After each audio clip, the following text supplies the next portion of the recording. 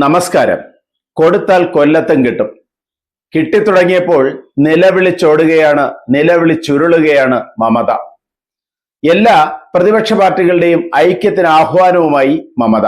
ബി.ജെ.പിക്കെതിരെ എല്ലാ പ്രതിപക്ഷ പാർട്ടികളും ഒന്നിക്കണമെന്നും സഹകരിക്കാൻ താല്പര്യമുള്ളവരുമായി സംസാരിക്കുമെന്നും മമത അറിയിച്ചു.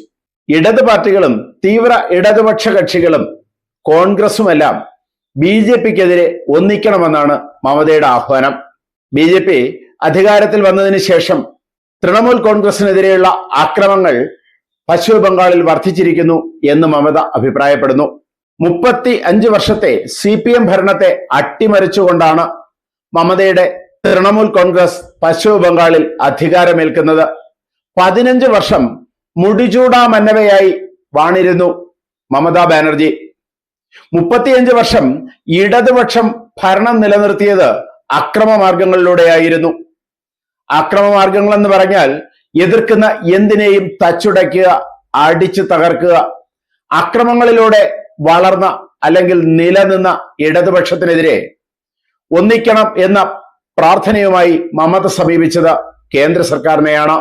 അന്ന് കേന്ദ്ര സർക്കാർ കേന്ദ്രസേനയെ വിന്യസിച്ചാണ് ഇലക്ഷൻ നടത്തിയത്. ആ ഇലക്ഷന് മമത വൻപിച്ച ഭൂരിപക്ഷത്തിൽ വിജയിക്കുകയും അധികാരത്തിലേറുകയും ചെയ്തു. വളരെ നല്ലൊരു ഭരണം പ്രതീക്ഷിച്ച ജനങ്ങൾക്ക് മമത നൽകിയത് അതേ അക്രമത്തിന്റെ മാർഗമാണ്. ഭരണം കിട്ടിയതോടുകൂടി CPM-ലെ അണികൾ തൃണമൂൽ കോൺഗ്രസിലേക്ക് ചേക്കേറി. ഒപ്പം കുറേയധികം ഗുണ്ടകളും.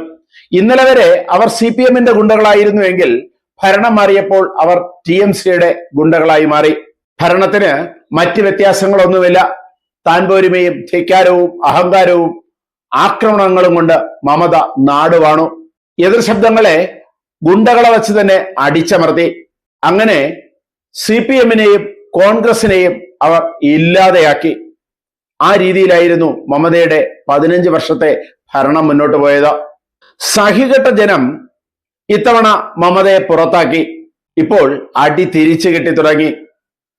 TMC-യിലെ അണികൾ ഇത്തവണ ചേക്കേറിയത് BJP-യിലേക്കാണ്.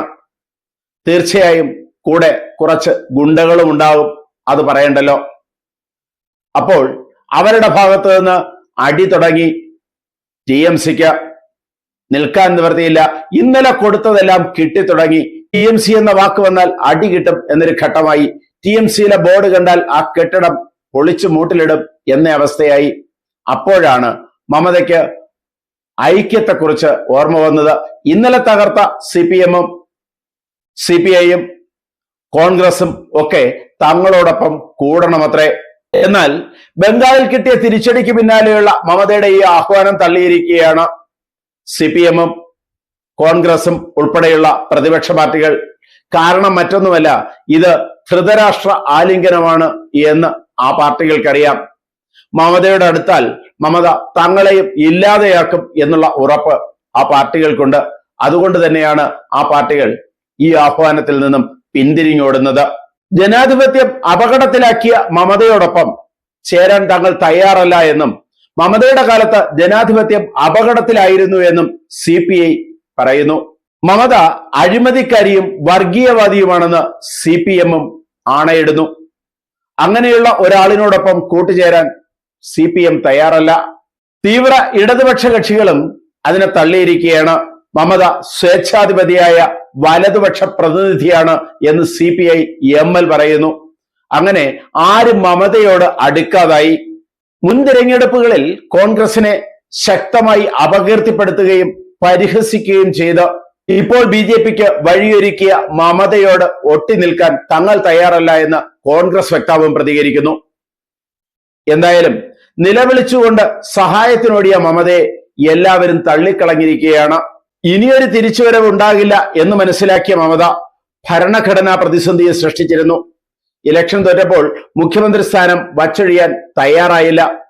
അവസാനം ഭരണഘടന അനുസൃതമായി ഗവർണർ മമതയെ പുറത്താക്കുകയാണ് ചെയ്തത്. അങ്ങനെ ഭരണഘടനയോട് അനുസൃതമായി നിൽക്കാത്ത, അല്ലെങ്കിൽ ഭരണഘടനയെ ഇത്രയധികം അപഹസിച്ച മമതയോടൊപ്പം നിൽക്കാൻ ഒരു കക്ഷികളും തയ്യാറാകുന്നില്ല. മമതയോടൊപ്പം കൂട്ടുചേർന്ന് നിന്നാൽ ഇന്നല്ലെങ്കിൽ നാളെ മമത തങ്ങളെയും വിഴുങ്ങും എന്നുള്ള പേടിയിലാണ് അവിടുത്തെ മറ്റ് കക്ഷികൾ. അതുകൊണ്ട് തന്നെ മമതയുടെ ആഹ്വാനം കേട്ട് എല്ലാ കക്ഷികളും പിന്തിരിഞ്ഞോടുകയാണ്.